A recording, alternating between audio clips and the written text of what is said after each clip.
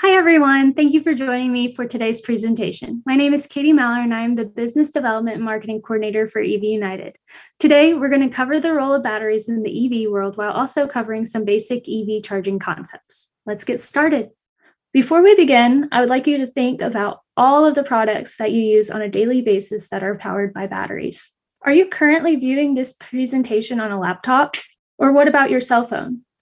Chances are you're quite an extensive consumer of products that require batteries. Batteries are critical to powering our everyday lives. The battery has completely revolutionized the way we work, live, and communicate with one another. Can you imagine a world without batteries? Everything would need to be hardwired or even connected to the grid. The battery has completely revolutionized this modern era. So you might be aware of this, but I'm going to throw this little fun fact at you anyway. Did you know that most electric vehicles use the same type of battery that powers your laptop or your phone? Do you know what that battery is? If you guessed the lithium ion battery, you would be correct. Today, lithium ion batteries are the most widely used energy stored batteries on the planet. Chances are you're probably using something that is powered by lithium ion batteries in your everyday life, just as your phone or your computer. So before we go into more detail on the lithium ion battery and specifically the role it has in the EV field, I thought it would be helpful to go over the basics of batteries. So let's talk batteries 101. What exactly is a battery? A battery is an energy source consisting of one or more electrochemical cells and the terminals on both ends called an anode and a cathode. These electrochemical cells transform chemical energy into electrical energy. So batteries can take the form of many different shapes, capacities, and uses to power different items. Some of the items can be like a watch, which require a very tiny battery. Another example would be on the other extreme, which would be like a really heavy-duty vehicle that would require a massive battery consisting of tons of cells. So batteries are very complex, and they take on the forms and shapes of many different uses. So how do batteries work, and where exactly does an electrochemical cell get its electricity from? To answer this question, we need to know what electricity is. So, most simply, electricity is a type of energy that is produced by the flow of electrons. In an electrochemical cell or a battery, the electrons flow from one electrode called the anode, which is right here, to the cathode, which is right here. Which is another form of electrode, the positive electrode. So these are generally different types of metal or other chemical compounds. So while these electrons are being transported, charged ions also flow through this polymer separator or electrolyte solution that is in contact with both electrodes. So it's okay if you don't really grasp the whole concept of what's going on, but this is just in general the processes that are happening on a very small level inside each battery cell.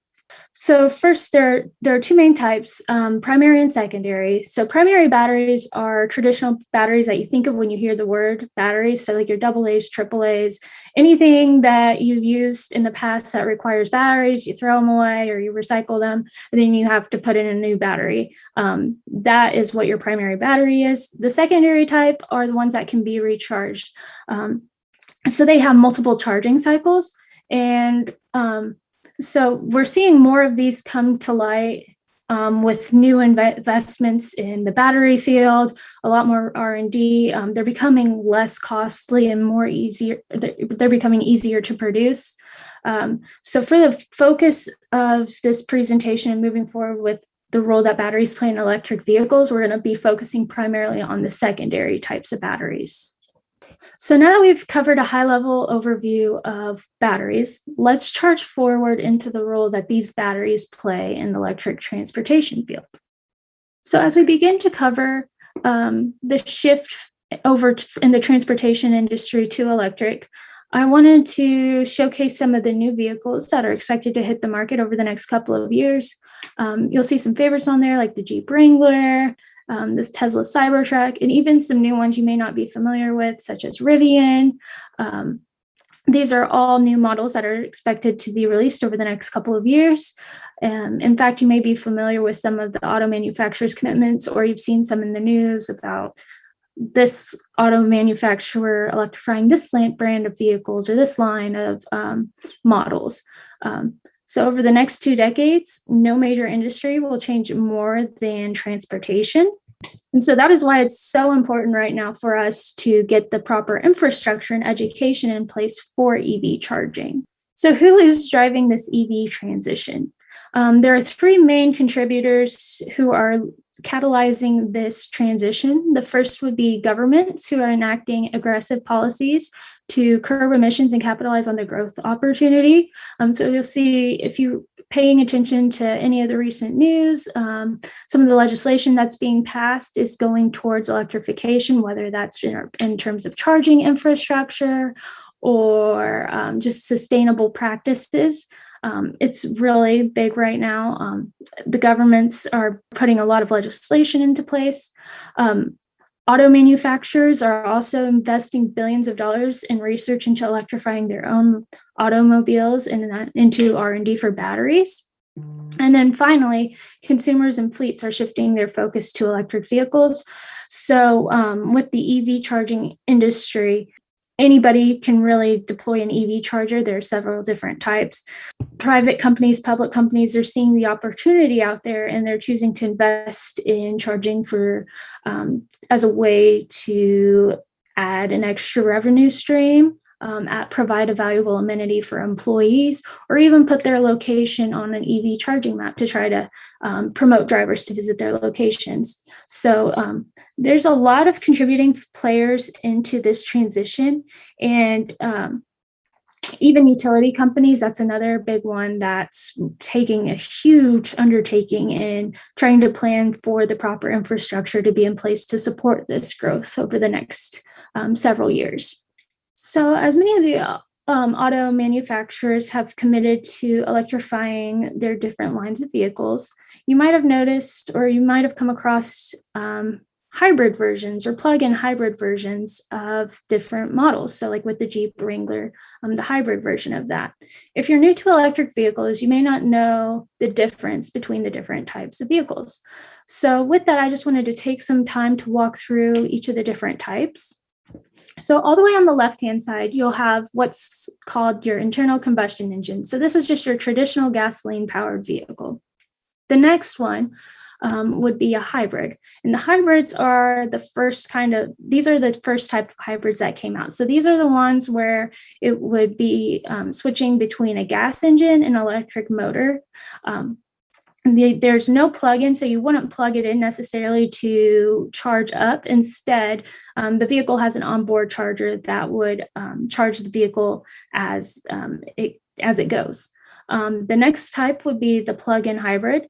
And so with the plug-in hybrid, this is very similar to a regular hybrid, but it does have a plug on it. So you would plug it in to get that extra power. So it runs on electricity first, and then the gas engine is used as a backup. And then finally, you have what's a fully electric vehicle. You'll see these often referred to as BEVs, which are battery electric vehicles, or full FEVs. I've seen either one of those, and those run on strictly battery power only. So these are kind of like your Teslas, the Mustang Mach-E, just the ones that don't require any type of gasoline at all. And so typically with hybrids and plug-in hybrids, the batteries on those are quite a bit smaller than what you would find on electric vehicles. And depending on the type of hybrid, they might even use different types of batteries. Do all of the electric vehicles use the same type of battery? Not exactly. Most vehicles today, mostly the plug-in hybrid and the fully electric, use a variation of what's called a lithium ion battery. So kind of like what we discussed earlier in previous slides. However, when hybrids were first launched into production, it was very common to use lead acid and nickel metal hydride. These batteries are not as common today because lithium ion has become the leading battery standard due to its capabilities. So it has a high power to weight ratio, which means that it's very light in terms of the power that it gives off. It is also very energy efficient and is very good with temperature performance.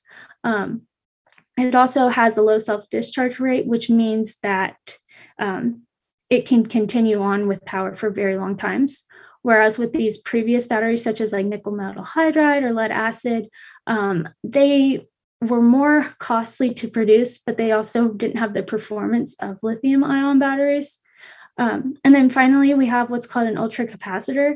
And so an ultracapacitor isn't technically a battery, but it's useful as a secondary storage device on EVs. So a lot of times too, they'll put these into vehicles to help get extra power during acceleration or with regenerative braking. So these are what's most common in EVs today. This is set to change just based on the evolving EV battery market. We'll kind of go into a little bit more there. But I wanted to spend some time focusing primarily on the lithium ion battery and how that works.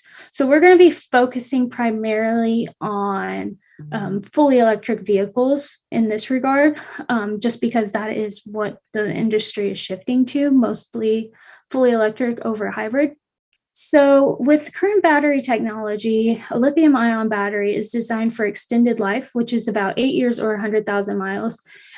This has been improved to around 12 to 15 years, depending on the type of lithium ion battery that's used. Different OEMs have different ways that they use these lithium batteries in their vehicles.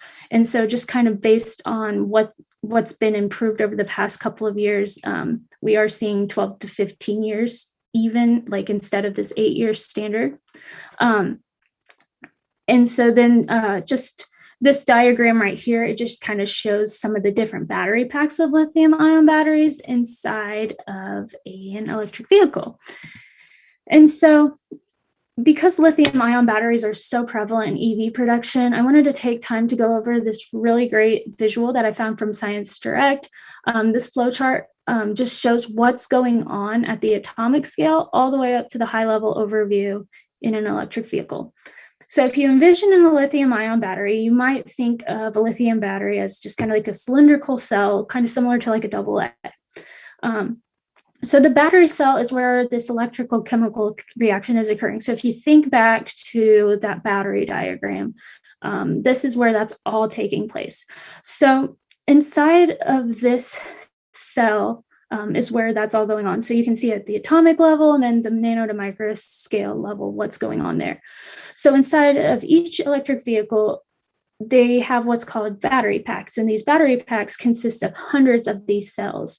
And these packs are used with other packs to create a battery management system. So this battery system consists of hundreds, if not thousands of these cells, all working together to power the vehicle. And so this battery management system is basically like a supercomputer for these batteries. So it uses algorithms, it takes into account the weather, the chart, like all these different features going on to make sure that the battery is performing to peak performance. So this is a diagram of what's going on inside of a Tesla Model S. So this is for previous models. This isn't the most current model on the market because they do have a new version of this lithium ion battery, but essentially it's the same process. So when what you'll see is you'll have this battery pack, which consists of 444 batteries, and then they'll have this makes up a module. So you'll have 16 modules all within the Tesla. And then there's a battery management system that manages all these batteries. And so that's what makes up the power for the vehicle. So I just thought it was a really cool diagram that kind of puts it all together as to what's going on. So as discussed on previous slides, there are currently billions of dollars being invested into research and development for the evolution of the battery industry over the next 10 years. So we're seeing that in the form of grants, legislation, auto manufacturer commitments and pledges, as well as tech investments. And the reason for that is the current battery market is just not sustainable for growth. We need this new technology. When it comes to lithium, a lot of times during the mining and refining process, there can be trace amounts of graphite and cobalt and nickel found. And even though they're small amounts, over time, this can cause significant pollution and even increased carbon dioxide emissions. So just trying to find ways to streamline efficiency of these batteries and find new technology, it's going to be critical for this market. Right now, lithium can be pretty difficult to obtain for some of these manufacturers. I know that's one of the biggest barriers to entry for a lot of the auto manufacturers who are trying to electrify their lines, their automobile lines. So it's just something that is going to be imperative to the growth of the electric transportation industry. So there are several new batteries that are on the horizon that look very promising. You might have heard of that includes solid state, variations of lithium, so how they interact with different ions or different types of metals. They're doing a lot of testing there. And then silicone is another one I would be on the lookout for.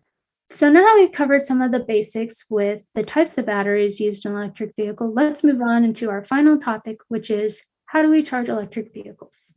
It's simple. Electric vehicles are charged using a charging station. The field of EV charging is extremely fascinating. And I may be biased because I specialize in EV charging solutions, but it's the power to the future.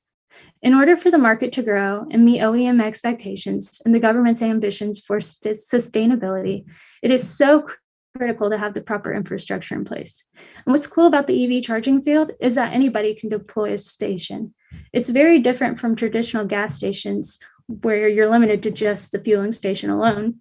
I'm very thankful to be a part of this transition phase, and I'm very excited to see how the market evolves. So as I work with a variety of different clients and we work on multiple projects that vary significantly from one another, one aspect has been universal, and that's the need for more EV education to the general public. With that said, I always try to make it a priority to educate people who are interested in learning more about EV charging upfront and bring them to speed on the realm of EV charging. So one way I do that is through talking about the different types of charging stations. And that's what I wanted to do today, is just kind of talk about a high-level overview of the different types of chargers that are out there and how they power each vehicle. So we know that EVs are charged by using charging stations, which are also known as electric vehicle supply equipment, EVSE. But how do we know how fast my vehicle can charge, like realistically? So it comes down to three different contributing factors. The first of which is the EVSE or charger type. The second is the vehicle power acceptance rate. And the third is the battery size. To begin, we're going to start off by discussing the type, the EVSE type. And it's really simple because there are three main types of chargers, and it makes it really easy to remember because they're named based upon their power level. So the first type of charging station would be the level 1 charger. The level 1 chargers are your really slow chargers that just kind of plug into the wall, and you can just get a couple miles of charge added per hour. It takes a really long time to get a full charge. Some could take a few days. The next is the level 2 charging station. And these use typically what you would use for a dryer outlet. You can get around 20 to 40 miles of charge added per hour. They're really decent for battery electric vehicles and those with longer commutes. A lot of people install level 2 chargers at their homes. I personally have a level 2 charger at my house. And then the last type is what's called a level 3 charger. And these are also known as DC fast chargers. So these are the types of charging stations that can get a full charge anywhere 15 to 35 minutes is what we like to say now. It really depends on the type of vehicle you drive. But these are what you'll see along interstates, busy highways. They're really great for those who are traveling through and just want to get that charge as soon as possible. So like a Tesla supercharger, what you would see at like a Meyer or a Hy-Vee, those would be a level 3 or DC fast charger. And so I'm just going to kind of go into a little bit more on each type here. As we discussed, the level 1 charger is is the charging that happens when you charge an electric vehicle using traditionally the charger that's included with the car. A lot of times when you get an electric vehicle, it'll come with a wall plug that you can just plug in, and it'll just plug in and you can get a slow charge. So these are what these chargers typically look like and what the plug-in on there is. So for most vehicles, it'll be a J1772 plug. But Teslas will be their own proprietary. Teslas do come with a port for the J1772, so you could technically use any of those chargers on it. So this slide right here covers the level 2 charging station in a commercial application. So just following the same type of criteria that you would see with the residential level 2 charger, the electric requirements are basically the same. Many of these stations operate at up to 30 amps and deliver 7.2 kilowatts of power. And so that's really standard for a lot of businesses and places of employment. So it's very easy to deploy these charging stations. I've worked with several municipalities who have put these in to try to promote more people to spend time in their downtown areas, visit their communities. Many workplaces choose to deploy these as a way to promote sustainability practices by providing this as an amenity to employees or even guests. So you can get a full charge anywhere from around 4 to 6 hours. And oftentimes this does require an electrician to kind of come in and do a site assessment and kind of go from there. Then our last type would be what's called the level 3 or DC fast charger. And these are really common along busy interstates and highways. So with level 3, it does require 3-phase power. They are high powered, so you can get around 150 to over 500 miles of range per hour with these. They are quite a bit more costly, and there are several different kind of configurations of them that are available right now. So there are some modular units where you can continue to add different power blocks to them and continue to grow them over time. But you can get a full charge anywhere from 15 to 30 minutes right now with these. And so with a level 3 DC fast charger, what you're going to have are these 3 different plugs types right here. So basically you'll have your CCS and your CHAdeMO, which make up basically all vehicles except for a Tesla. And then you'll have your Tesla adapter. So Tesla drivers, if they're wanting to use one of these universal chargers, they'll have an adapter for the CHAdeMO that they can plug in. But otherwise, anybody can use the DC fast charger. And then determining how fast a vehicle can charge, the next consideration would be the vehicle power acceptance rate. So each vehicle has an onboard charger on the vehicle. So when you're using an AC charger, so a level 1 or level 2 charger, you're actually providing power to that onboard charger. And so what happens is that vehicle converts that AC power into DC to enter the battery. And then when you use a DC fast charger or a level 3 charger, this bypasses all the limitations of the onboard charger and that conversion, which provides DC power directly to the battery, and which is why that charging speed has the potential to be greatly increased. So the acceptance rate of the onboard charger varies by brand, but it is limited for reasons of cost, space, and weight. So if a vehicle's acceptance rate is higher than the charging station's maximum output rate, the charging station's maximum speed would be the limiting factor in charge time. But if the vehicle's acceptance rate is lower than the charger's maximum output rate, the vehicle would be the limiting factor. So whichever one of these two is the limiting factor will determine how fast a vehicle can accept that charging rate. So let's say with the level 2 charger, it's 7.2 kilowatts of output, but the vehicle's acceptance rate is much higher. Let's say it's like 150. Therefore, the charger can only charge at 7.2. So that's what's going to be the limiting factor. So it'll charge at that 7.2 rate. And then finally, the battery pack size.